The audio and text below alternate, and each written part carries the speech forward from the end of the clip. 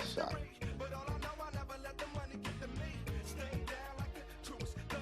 I always felt like I'd be shot. Somebody was trying to do me some harm because a lot of people don't like me. But I didn't think it was going to happen at that particular moment.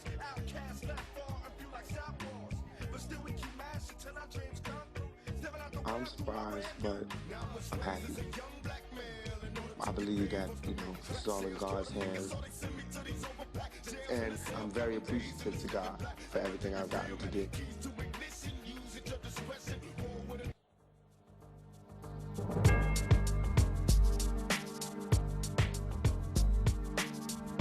But also about death, we look at death from the selfish side. Like, that guy died. Oh, it's so sad. Why is it sad? He's away from all of this bad stuff that's here on earth. At the worst, he's just somewhere quiet, nothing. At best, he's an angel. Or he's a spirit somewhere, What is so bad about that? Throughout my life, I just wanted to be like an angel for God. Do something where I could be of some help. And I can do that. I'm an artist. So it's not like I have to tell the truth. All I have to do is tell a story and reach you, and get some kind of feeling from you. And then try to get the moral across. So this is my story. A story about ambition, violence, redemption, and I always wanted to do a movie on my own life. So here I go. You can watch me when I'm happy. When I cry, I have a great deal of remorse. When I get shot, when I go to jail, this is not the spot. When I die, it's a tragedy like Shakespeare, I guess. It's sad, but I got so many good memories. It's a coming of age story about temptation, weakness, fortune, and fame. That's the bomb right there. When I was young, I was quiet, withdrawn. I read a lot. I wrote poetry. I kept a diary. I watched TV all the time. I stayed in front of a television. And I could see all these people out there in this pretend world. And I knew I could be part of it if I pretended to. The way Arnold used to look when he used to come out on Different Strokes. I used to like the lifestyle, the way he used to live. So early on, I just watched and emulated. And I thought maybe if I can be an actor and I could act like those characters, I could have some of their joy. Oh, thank you, Mr. D. If I could act like I had a big family, I wouldn't feel as lonely. Shock is responsible for all my success. I'm the original two-tone, big-nose, skinny rapper. Shock G. This lady named Layla introduced me to Adrian Gregory, who was managing Digital Underground. He was like, I'm gonna send you to Digital Underground. They're in the studio. You just rap for Shock G on the spot. If he like you, then I'll pick you up. Yeah, I just walked in, rapped for him. He's like, okay, good, you're in. Boom, boom, boom, I'll see you later. And I just left, walked out of there like, dag. Shock was like, come on the road. You could be my roadie, you know what I'm saying? It ain't gonna be glamorous, but you'll be working, you'll be meeting people. I said, cool. Got off the road, he said, well, I'm gonna pay you this, and I'm gonna let you do same song. I did same song. Ever since then, it's been on. Tupac, go ahead and rock now this. I clown around when I hang around with the underground. Girls used to frown, say I'm down when I come around. Gas me, and when they pass me, they used to diss me, harass me. But now they ask me if they can kiss me. Get some fame, people change, wanna live their life high. Same song can't go wrong if I play the nice guy. Claiming fame must have changed now that we became strong. I remain still the same, cause it's the same song. I look back with the greatest fondness. Those were like some of the best times of my life. Watch this, fuck you up. Come on. TJ Mark, the 45 King, this is your thing. Check out how we swing. Look at my ding-a-ling and know that I am the king. A lyrical lunatic. I can rap so quick about this in politics. Don't matter if the girls be on your dick.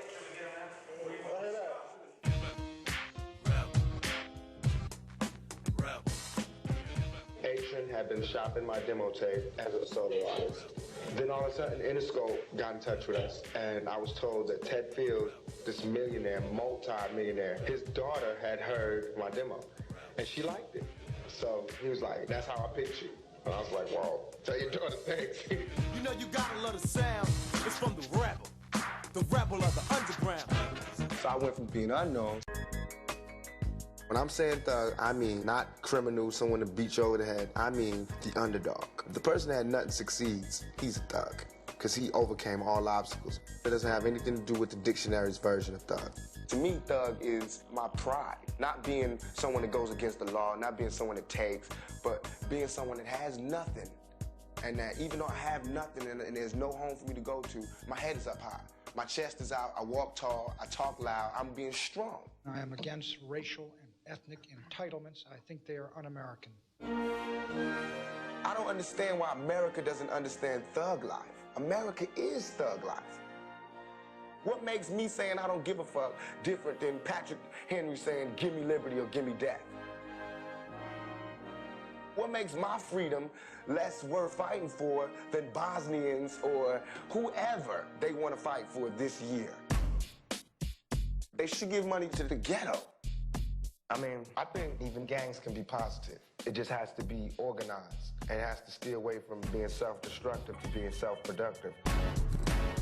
I organized the OGs in the East Coast and the West Coast and the penitentiaries to come up with codes of ethics for criminals. It's called the Code of Thug Life. It's a code putting order to the violence on the street.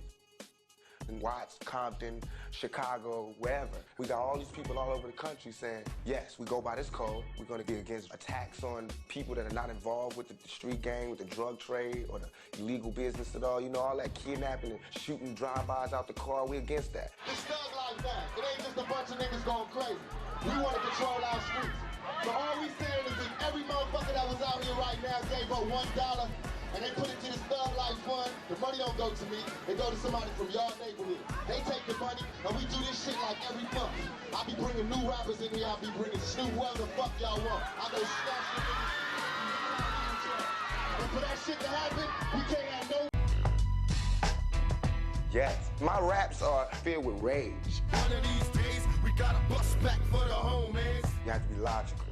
You know, if I know that in this hotel room, they have food every day, and I'm knocking on the door every day to eat, and they open the door, let me see the party, let me see like them throwing salami all over I mean, just like throwing food around, but they're telling me there's no food in here. You know what I'm saying? Every day, I'm standing outside trying to sing my way in. You know what I'm saying? We are hungry, please let us in. We are hungry, please let us in. After about a week, that song is gonna change to we hungry, we need some food. After 2-3 weeks, it's like, you know, give me all the food, breaking out the door. And after a year, then you just like, you know what I'm saying? I'm picking the lock, coming through the door, blasting, you know what I'm saying? It's like you hungry, you reached your level, you don't want any more. We asked 10 years ago. We was asking with the Panthers. We was asking with them, you know, with civil rights movement. We was asking, you know, now those people that were asking, they're all dead and in jail. So now what do you think we're gonna do? Ask? I put my gun away and grab my AK. It's getting hectic. I can't call it. House full of alcoholics. Now a nigga's under pressure. There's a bad part because the kids see that and they mimic it. That's the part I haven't figured out yet. But the positive side is the kids who live in a household where the mother is a crackhead or whatever, and he hears the rap, he's like, oh, that's an everyday thing for them. So I don't have to feel ashamed. It cuts both ways. To me, it's like, when I say I live the thug life, baby, I'm hopeless. One person might hear that and just like the way it sounds, you know what I'm saying? But I'm doing it for the kid that really lives a thug life and feels like it's hopeless. So when I say hopeless, and when I say when I say it like that, it's like I reach him. You understand? And even if when I reach him, it makes it look glorious to the guy that doesn't live that life, I mean, I can't help it, it's a fad, you know. He'll drop the thug life soon enough. But for the person that I was trying to reach, he'll pick it up and I'll be. Do you think there's a double standard in terms of men being promiscuous? Yeah, but I mean, you're we the didn't one start that double you standard. know, We didn't start that double I'm not standard. saying you started anything, and I'm not saying but that I mean, it's fair. I'm just saying this is how it is. How can we rap about a world that is not like that? This is how it is. but do you look down on your male friends if they're as promiscuous as some of the women in your songs? I don't look down on anybody that's promiscuous. Only people I look down on are people who don't control the situation. If a girl sleeps with a lot of guys, she's still my homegirl. I don't care. You're only a bitch if, not because you sleep with a lot of guys, but because you're only sleeping with them for money. So now you put a price on yourself. Right, or because they have a nice car. Yeah, guys, when they sleep around, they do it for free. At that particular time, a lot of girls, they see my face on TV so many times that that's what they want. They want to be associated with that person. It's the fame that get these people. It is not me. It's the fame. Because I watched females look at me when they didn't know who I was, and I could see it, nothing. And then as soon as somebody whispered who I was, it's this glare in their eye. You make yourself want that person, you know? How do you feel about that? I don't understand how people could stand next to you 1 year, and next year they cannot stand there. They just going crazy screaming. They just can't take it that you're right there. But just last year, I was in the same club, walking around lonely like a motherfucker, you know what I'm saying? Couldn't get a date, couldn't get nobody to dance with me. I was too skinny, too something, and now he's just adorable. Any artists out there want to be an artist and want to stay a star and don't want to have to worry about the executive producer trying to be all in the videos, all on the record, dancing, come to Death Row. When I got out of jail, the West Coast, East Coast shit was really started. Wait. The East Coast don't love Dr. Dre and Snoop Dogg? The East Coast ain't got no love for Dr. Dre and Snoop Dogg and Death Row? West Coast was Death Row. The East Coast was Bad Boy. Check this out. I'm the executive producer that a comment was made about a little bit earlier. Everybody thought it's a war for record sales and attention and all of that. But to me, it was personal. I love the East Coast. I'm from the East Coast. But then I felt like Puffy and Biggie and all of them, they want to dirty up everything I worked for. So it made me come back more relentless. I'm mad at Biggie, I'm rushing the nigga. What's the problem? Yo, Piggy, man, we got it going on, baby. It's on and cracking, man. He's gone, baby. You the man, you the man. So I directed videos. Pop, you alive? I mean, you safe? Man, I'm so happy you're free. Yeah? Happy to see you. It's a lying piece of shit. Pop, please don't kill me. It was Buck's idea. Oh, man. I'm just a rapper, man. Please don't take me out the game. I ain't gonna kill you. We was homeboys once, Pig. Once we homeboys, we always homeboys. Even if you is a fat phony. And I did a song with Faith, Biggie's wife. Faith, my home girl. I just want to send a shout out to Faith. Hey, girl. Then I did hit him up. That's why I fucked your bitch, you fat motherfucker. Which is a classic battle record. First don't fuck your bitch in the clique you claim. West side when we ride, come equipped with game. You claim to be a player, but I fucked your wife. We bust on bad boys, niggas fuck for life. I'm a self-made millionaire. Thug living out of prison, pistols in the air. Biggie, remember when I used to let you sleep on the couch and beg a bitch to let you sleep in the house? Just after the Mike Tyson-Bruce Seldon fight, Shakur, along with record company executive Marion Suge Knight, headed for a nightclub. But while stopping at this intersection, a car with 4 people pulled up and opened fire on Shakur and Knight. Tupac Shakur was shot several times in the chest. The driver, his record producer, was grazed in the head. He's returned to the intensive care unit tonight after another surgery, still listed in critical condition. All week long, fans of Tupac have gathered here outside the hospital. He's undergone 2 operations since coming here. He's had his right lung removed. He is intermittently conscious. Jesse Jackson's been here. Family continues to keep vigil, and despite early reports that his wounds were not life-threatening, people at the hospital here continue to tell us that he is in very serious condition. At 4:03 this afternoon, Tupac Shakur was pronounced dead.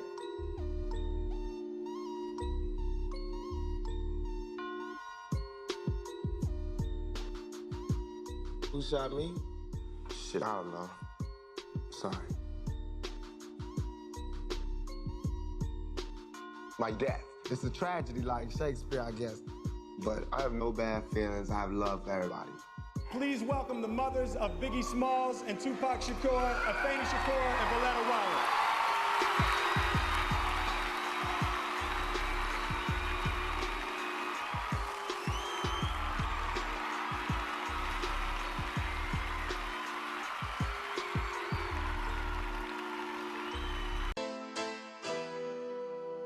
Coming to grips with my past.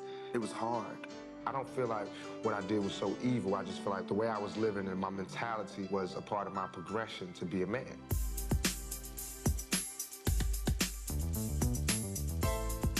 But you grow, we all grow, we're made to grow. You either evolve or you disappear. I don't want to be forgotten. I'll always be a troublemaker to some people. But I still still get love from my community. I got love for my brothers, but we can never go nowhere unless we share with each other. We gotta start making changes. Learn to see me as your brother instead of two distant strangers. I owe them everything. That's what I owe everything, to the hood. I got love there. I got love from thugs and the street dudes. And that kind of focuses me back on what I should be doing. Lay out the real map on the world and how it is.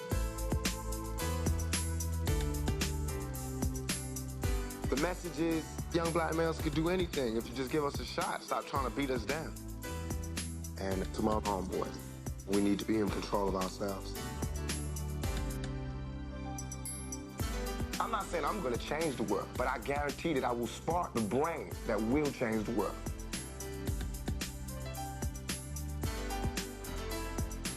So keep your head up. Do what you gotta do. And then inside of you, I'll be reborn.